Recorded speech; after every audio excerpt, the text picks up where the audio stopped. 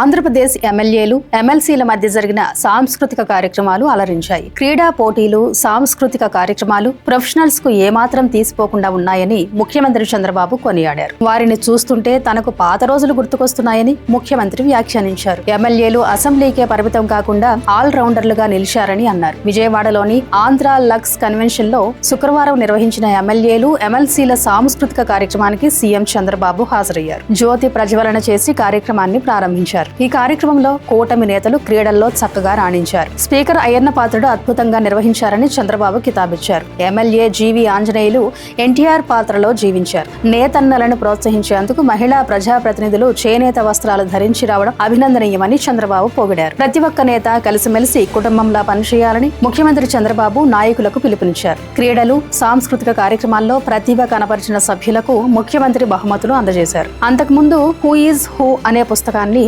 ముఖ్యమంత్రి చంద్రబాబు ఆవిష్కరించారు. ఈ కార్యక్రమంలో స్పీకర్ చింతకాయల అయ్యన్న పాత్రుడు, డిప్యూటీ స్పీకర్ రఘురామకృష్ణరాజు, మంత్రులు, ఎమ్మెల్యేలు, ఎమ్మెల్సీలు, వారి కుటుంబ సభ్యులు పాల్గొన్నారు. అయితే ఈ సాంస్కృతిక కార్యక్రమాలు ఏపీలోని కూటమి ప్రభుత్వానికి నెగిటివ్ ఇమేజ్ తెస్తోందనే విమర్శలు వస్తున్నాయి. ముఖ్యంగా ప్రజల ప్రాణాలకు సంబంధించిన అంశాల్లో నిర్లక్ష్యంగా ఉంటే ఇప్పుడు ఈ వ్యవహారాలేంటని చర్చ నడుస్తోంది. ఒకప్పుడు కల్తీ మద్యం వల్ల ప్రాణాలు కోల్పోయిన ఘటనలు విన్నాం. కానీ ఇప్పుడు పరిస్థితి మరింత దారుణంగా మారిందనే విమర్శలు వినిపిస్తున్నాయి. కల్తీ పాలు, కల్తీ తాగునీరు వల్ల మరణాలు జరుగుతున్నాయనే ఆరోపణలు ప్రజల్లో ఆందోళన కలిగిస్తున్నాయి. ప్రజలు ప్రాణాలు కోల్పోతున్న సమయంలో ప్రభుత్వం స్పందించాల్సింది పోయి అధికార పార్టీకి చెందిన కొందరు శాసనసభ్యులు క్రీడల్లో నిమగ్నమై ఉన్నారని ప్రతిపక్షాలు మండిపడుతున్నాయి. ఒకవైపు కుటుంబాలు తమ బంధువులను కోల్పోయి కన్నీరు మున్నీరవుతుంటే మరోవైపు ప్రజాప్రతినిధులు కబడ్డీ, క్రికెట్ ఆడుతూ కనిపించడం ప్రజల మనోభావాలను దెబ్బతీస్తుందని విమర్శలు వెల్లువెత్తుతున్నాయి. గత సంవత్సరం కూడా ఇలాగే గడిపారు. ఈ సంవత్సరం ఆటపాటలతో గడుపుతున్నారు అంటూ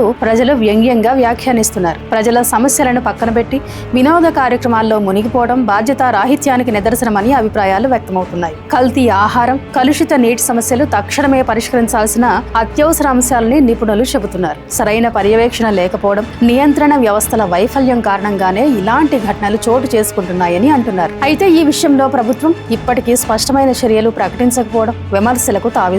ప్రజల ప్రాణాలు ప్రమాదంలో పడుతున్నా పాలకులు అలసత్వం ప్రదర్శిస్తే అది క్షమించరాని విషయమని ప్రతిపక్షాలు తీవ్రంగా హెచ్చరిస్తున్నాయి. తక్షణమే కల్తీ ఆహారం, నీటి సమస్యలపై కఠిన చర్యలు తీసుకోవాలని, బాధ్యులపై కేసులు నమోదు చేసి శిక్షించాలని ప్రజలు డిమాండ్ చేస్తున్నారు. Thank you for watching. Please subscribe to Khyati connects.